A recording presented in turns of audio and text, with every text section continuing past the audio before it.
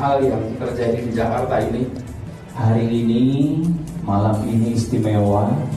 Allah izinkan kita berkunjung ke rumah Gubernur DKI Jakarta, Pak Anies Baswedan. Orang-orang ini harus diperiksa. Otaknya harus diperiksa. Ideologinya harus diperiksa. Mungkinkah Anies Baswedan akan menaiki anak tangga yang sama? Seperti dia menjadi gubernur DKI Jakarta. Atau karena punya popularitas, karena sebelumnya artis, kemudian bisa seenaknya. Oke, mungkin bisa seenaknya kepada orang-orang bodoh, tapi kepada orang-orang yang pintar, yang waras, yang menggunakan pikirannya untuk memverifikasi segala sesuatu, itu tidak akan guna dan malah akan ditertawakan, khususnya kepada saya.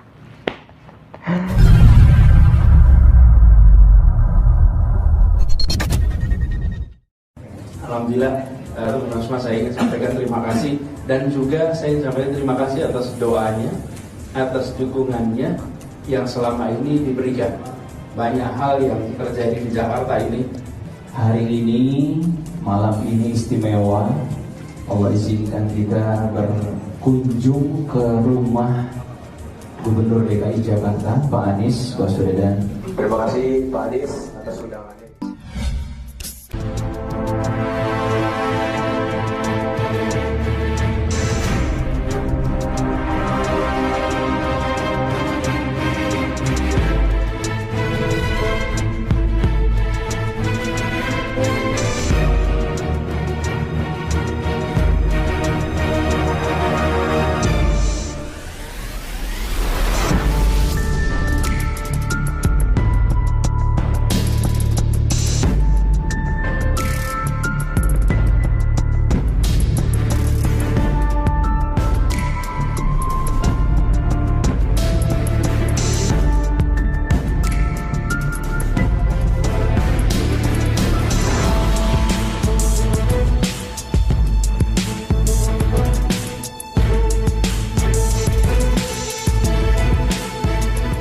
Salah seorang influencer yang subscribernya itu jutaan, itu pernah didatangi oleh salah satu ustadz dari kelompok Wahabi Salafi. Ya, dia dibawakan uang 1 karung dan tas Gucci yang terbaru.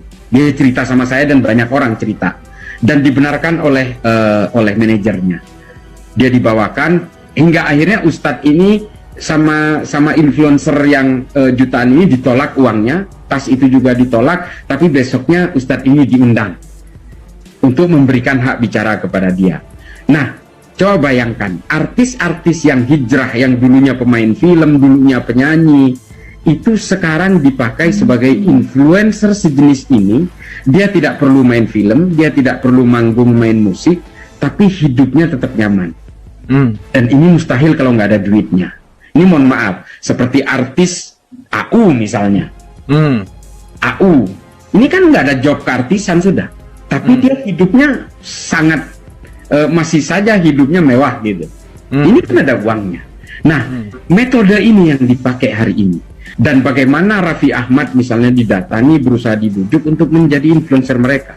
Artinya mereka sudah bermain dengan kekuatan-kekuatan kapital untuk menggerakkan orang lain supaya masyarakat ini terpengaruh. Public figur lah yang mereka rekrut untuk mempengaruhi masyarakat. Ini metode gerakan mereka sekarang. Apakah ini hanya di Indonesia? Tidak. Semua negara-negara yang hari ini betul-betul didominasi oleh Wahabi Salafi, semuanya disasar melalui public figur itu.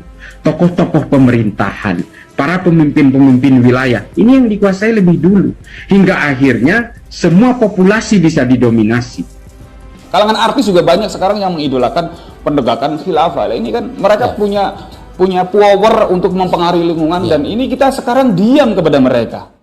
Assalamualaikum warahmatullahi wabarakatuh. Hamdan syukranillah amma ba'd. Sahabat manusia plural yang saya hormati dan saya banggakan, sebelumnya saya minta maaf lahir dan batin ya. Sekarang momen masih Idul Fitri. 3 hari ini saya belum membuat video karena saya waktunya dikhususkan untuk keluarga. Tapi tadinya mau 1 minggu saya istirahat, ternyata ada yang sangat menggelitik sekali. Melihat video silaturahim ya, mungkin namanya silaturahim. perkumpulan artis yang katanya hijrah di rumah Anies Baswedan di momen Idul Fitri kemarin kayaknya ya. Terus apa yang salah? Namanya juga silaturahmi ya. Secara sepintas ya memang baik namanya silaturahmi. Tapi ya kan ada tanda tanya besar di kepala kita semua. Ada apa ini? Oh, Anies Baswedan bertemannya dengan yang seperti ini ya. Dengan orang yang katanya sih hijrah. Tapi bagi saya perlu diperiksa tuh. Otaknya perlu diperiksa. Pegangan hidupnya perlu diperiksa tuh. Ideologi yang menjadi pegangan hidup mereka semua itu perlu diperiksa.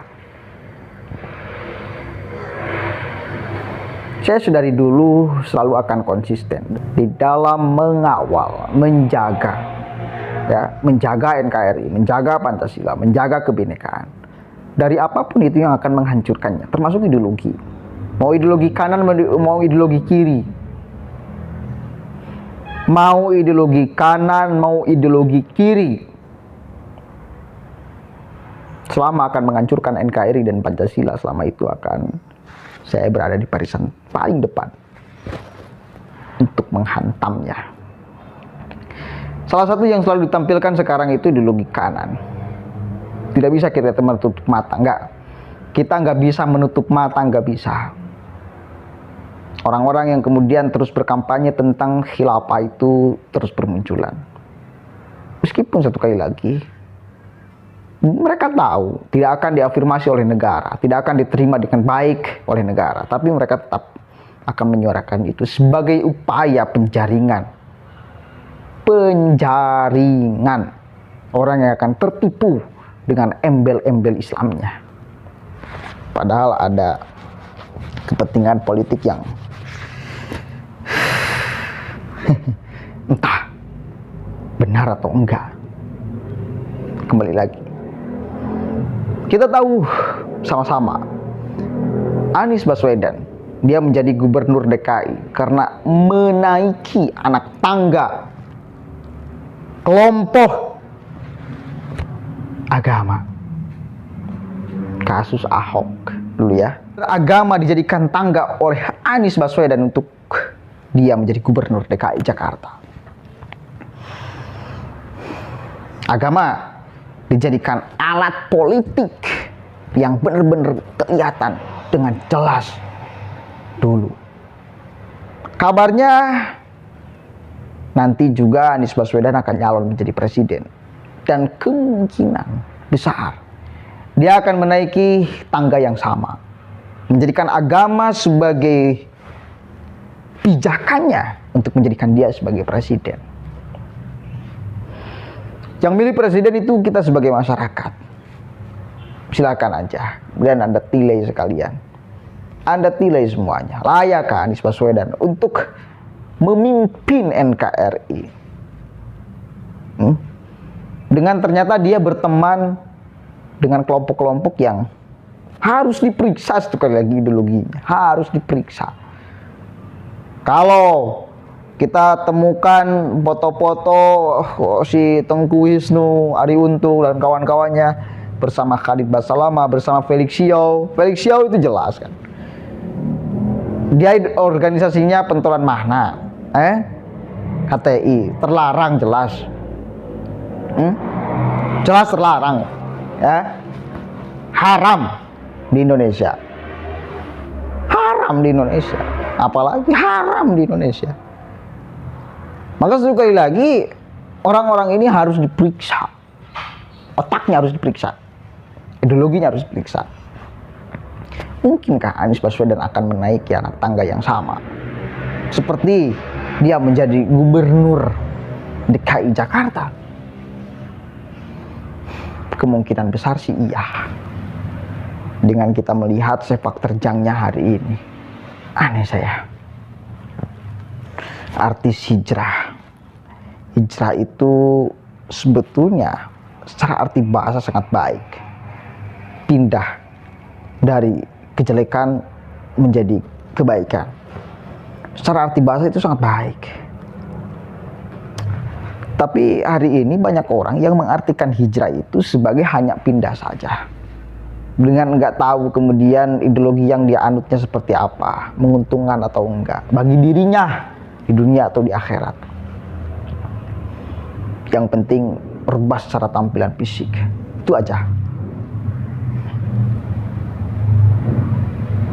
Monyet itu bisa pakai jubah, bos.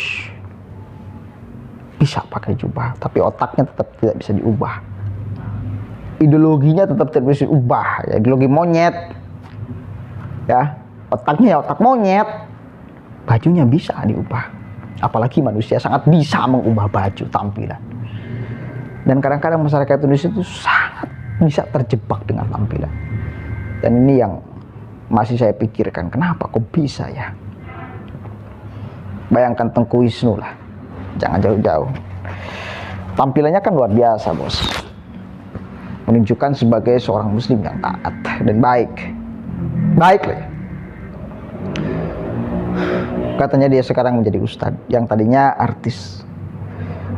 Punya nggak dia ilmu agama? Pertanyaan saya itu. Punya nggak dia ilmu agama? Kalaupun punya, layak nggak dia sebagai ustadz dipanggilnya? Sebagai ulama, sebagai kiai, sebagai penceramah, layak nggak?